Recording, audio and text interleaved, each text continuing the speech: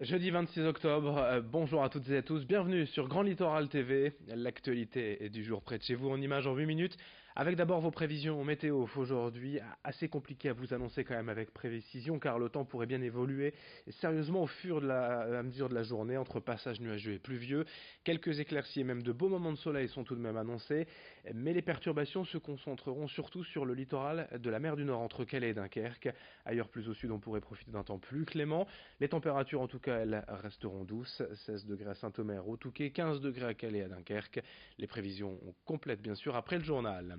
Attention sur les routes aujourd'hui encore et jusqu'à demain, cette zone de travaux, ce chantier en cours sur l'A16 entre Calais et Dunkerque, entre Saint-Folquin et Bourbourg. Des ralentissements tout au long de la journée prévus dans le secteur, soyez prudents. Dans cette édition, tout d'abord, depuis quelques jours, les employés et clients du magasin de meubles des cuisines DLB à Capelle-la-Grande près de Dunkerque font face, bien malgré eux, au désordre entraîné par le redressement judiciaire de la société. L'enseigne est désormais fermée et si les salariés devraient tout de même être payés par le mandataire de justice, l'affaire est bien plus complexe pour les clients qui espéraient être remboursés de leurs achats. Un récit de la journée d'hier sur place devant le magasin avec ce reportage complet signé Corentin Escaillé. 10h30, arrivé sur la zone industrielle de Capelle-la-Grande. Quelques clients se massent autour du directeur commercial de DLB pour essayer de trouver un moyen de se faire rembourser. Le responsable essaie tant bien que mal de calmer les esprits. Certains ici ont perdu plusieurs milliers d'euros dans la transaction pensant acheter des meubles ou une nouvelle cuisine. Compréhensible que l'atmosphère soit pour le moins tendue. Oui, alors je comprends leur mécontentement, ce sont des clients qui ont acheté chez nous, qui ont versé un acompte. Aujourd'hui, un redressement a été prononcé, ce qui ne veut pas dire une fermeture. Donc suite à un redressement, le client demande des comptes. Donc aujourd'hui, nous sommes gérés par un mandataire judiciaire, donc ces clients doivent forcément faire état de leurs créances à son niveau. On ne pensait pas que ça allait se passer de cette façon-là, puisque si le redressement a été jugé viable, donc on avait pour obligation de continuer la vente, mais les gens sont arrivés en masse pour se servir dans le magasin, et ce qui a fait qu'aujourd'hui on a baissé le rideau pour éviter toutes ces menaces et ces insultes envers nous. 10h50, après avoir discuté avec quelques clients, on fait le tour du magasin pour aller à la rencontre des salariés. La police est sur place avec des vendeuses et d'autres clients. Le délégué du personnel, lui, est introuvable. Les salariés refusent de parler, ou même de nous donner son contact. C'est donc vers une cliente qu'on se tourne pour en savoir un peu plus.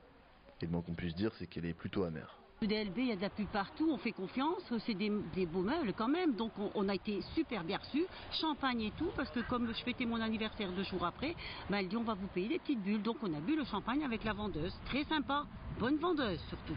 On a versé un acompte, et puis je ne suis pas la seule, parce qu'il y a beaucoup de personnes ce jour-là qui avaient acheté des salles à manger, tout ça, et qui ont tous donné des acomptes. Comme le magasin est fermé et que maintenant le responsable des employés a fermé la porte, on va perdre tous nos acomptes. 11h20, un des clients nous montre une facture datée de la veille. Une dizaine de mètres plus loin, quelques clients à l'arrière du magasin essaient de rentrer pour se servir à hauteur de leur acompte. D'autres les rejoignent, voulant eux aussi avoir gain de cause. En conclusion d'une matinée hallucinante, certains entrent, d'autres restent à la porte, attendant leur tour. Pour les clients et les salariés, l'histoire ubuesque tient d'une histoire belge, mais en beaucoup moins drôle.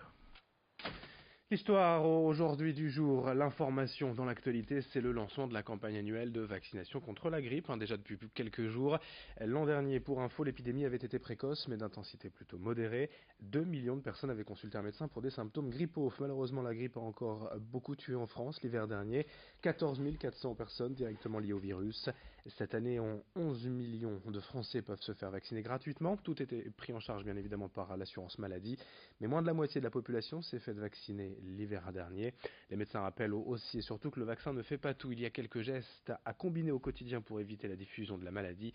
Explication au micro de Vincent Vieillard. Il y a longtemps qu'elle n'est pas efficace, la vaccination. Malheureusement, les chercheurs n'arrivent pas à trouver les antigènes viraux qui peuvent stimuler durablement le système immunitaire.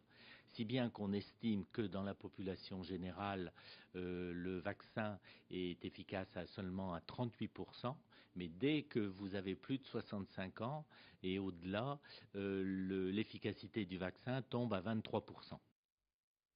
L'actualité en bref, un incendie hier à Longfossé près de Dèvres. Le feu s'est déclaré dans l'ancien atelier d'un artiste peintre à la retraite, détruisant entièrement le bâtiment mais aussi de nombreuses pièces de collection. Heureusement, sa maison n'a pas été touchée. Aucune victime n'est à déplorer. Notez aussi que le salon Idées Créatives débute aujourd'hui au hall de la Filature à Saint-André près de Lille. Une centaine d'ateliers pour apprendre à faire soi-même tout ce qu'il faut pour décorer, faire soi-même dans sa maison. C'est ouvert jusqu'aux visiteurs dimanche. Et nouveauté de cette 12e édition pendant les vacances, un espace dédié aux enfants, Idées Bambins avec des ateliers gratuits tous les jours de 10h à 18h.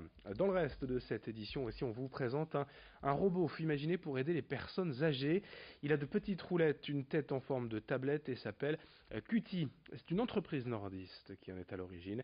L'objectif est de rompre l'isolement des personnes âgées. Qt reconnaît en fait son propriétaire grâce à la reconnaissance faciale et vocale. Il peut ensuite le suivre dans la maison, répondre à ses attentes grâce à sa tablette connectée, en appelant par exemple des services dédiés tels qu'un cuisinier, un prof de sport ou de couture. Le robot peut aussi être géré à distance par les enfants ou petits-enfants qui peuvent ainsi se promener dans la maison tout en échangeant avec leur aïeul.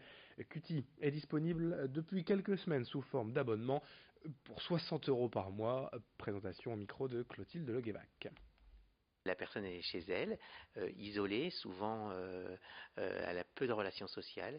Et l'idée, c'est de réenchanter sa vie et de lui redonner vraiment des activités, lui ouvrir une fenêtre sur le monde.